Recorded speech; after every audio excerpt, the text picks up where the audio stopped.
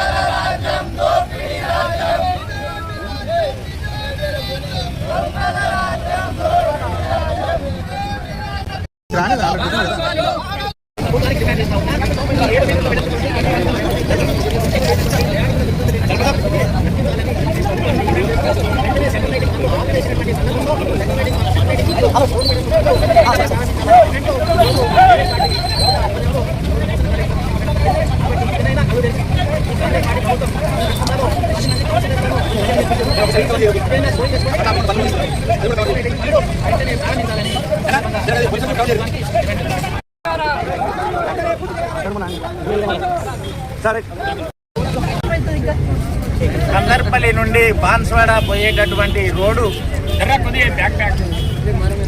కేసీఆర్ గారు ముఖ్యమంత్రిగా ఉన్నప్పుడు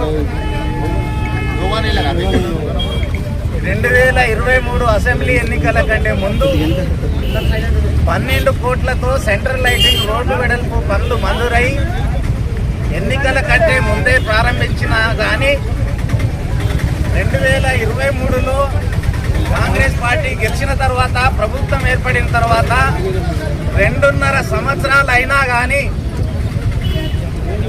ఈ రోడ్డు వెడల్పు పనులు పూర్తి చేయలేకపోయినందుకు నిరసనగా మధ్యల్ చెరువు నుండి కందర్పల్లి వరకు బీటీ రెన్యువల్ 7 మీటర్ల వెడల్పుతో బీటీ రెన్యువల్ రోడ్డు శాంక్షన్ అయింది. మధ్యల్ చెరువు నుండి పుల్కాల శివారు వరకు రోడ్డు పనులు చేసినారు. అక్కడి నుండి ఆ 7 మీటర్ల వెడల్పుతో బీటీ రోడ్డు రెన్యువల్ కందర్పల్లి వరకు పూర్తి చేస్తే గత 2.5 సంవత్సరాలుగా ఈ బిచ్కుంద పట్టణంలో రోడ్డుకు ఇరువైపులా ఉన్నటువంటి వ్యాపారస్తులు దుమ్ము ధూళితో బాధపడుతూ ఊపిరితిత్తులు పాడైన ఆరోగ్యాలు చెడిపోయినా ఈ ప్రభుత్వం పట్టించుకోకుండా నిర్లక్ష్యంగా వ్యవహరిస్తున్నందుకు నిరసనగా ఈరోజు బీఆర్ఎస్ పార్టీ ఆధ్వర్యంలో ఈ గుంతలమయమైనటువంటి బురద నీటిలో కూర్చొని నిరసన తెలుపుతూ ఈ పరిస్థితినైనా అర్థం చేసుకొని సిగ్గు తెచ్చుకొని సోయి తెచ్చుకొని ఇక్కడ ఉన్నటువంటి ఎమ్మెల్యే తోట లక్ష్మీకాంతారావు ఇకనైనా స్పందించి ఈ బిచ్కుంద పట్టణంలో చుక్కల్ నియోజకవర్గానికి గుండెకాయ లాంటి బిచ్కుంద పట్టణానికి ఇప్పుడు వ్యాపారాలు లేకుండా అందరూ బిక్కుమనే పరిస్థితి 2.5 సంవత్సరాలుగా తోట లక్ష్మీకాంతారావు కల్పిస్తా ఉన్నాడు. బిచ్కుంద కింది దేవాడ నుంచి కిందికి బాన్స్వాడ వెళ్ళిపోతున్నారు. కందర్పల్లి దాటితే జగ్లూరు వెళ్ళిపోతున్నారు. ఈ తక్కడపల్లి దాటితే అటు పిట్లం వెళ్ళిపోతున్నారు. ఇక్కడ ఉన్నటువంటి వ్యాపారస్తులు అన్ని విధాలుగా నష్టపోతా ఉన్నారు.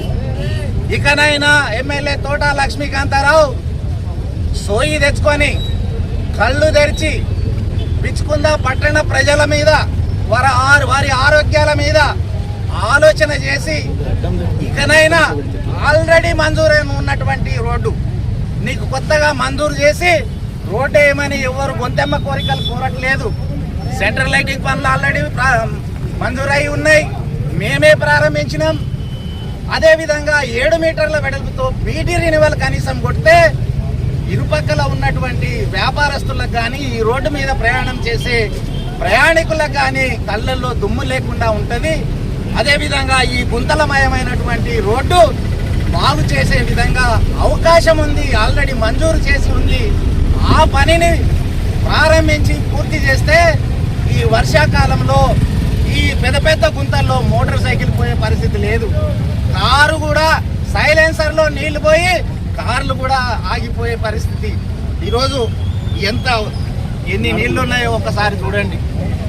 ఈ విధంగా నిరసన తెలిపిన ఈ బిచ్చుకుంద పట్టణ ప్రజల మీద, ఈ పట్టణానికి వచ్చే ప్రజల మీద కనీస కనికారం లేకుండా వ్యవహరిస్తా ఉన్నావు.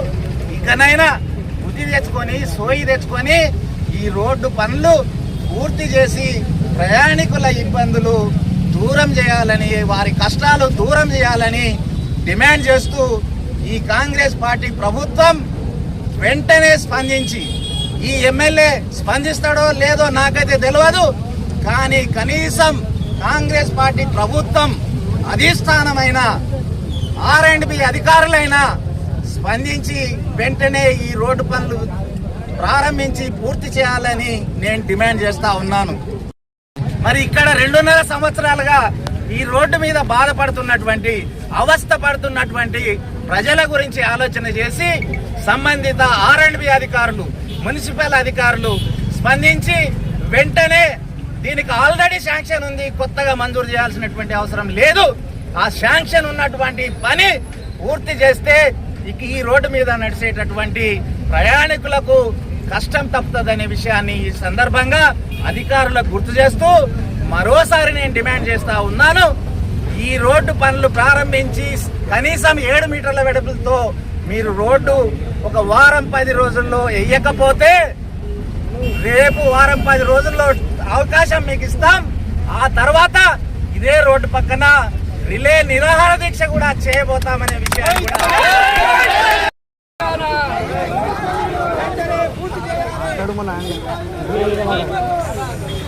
Sir right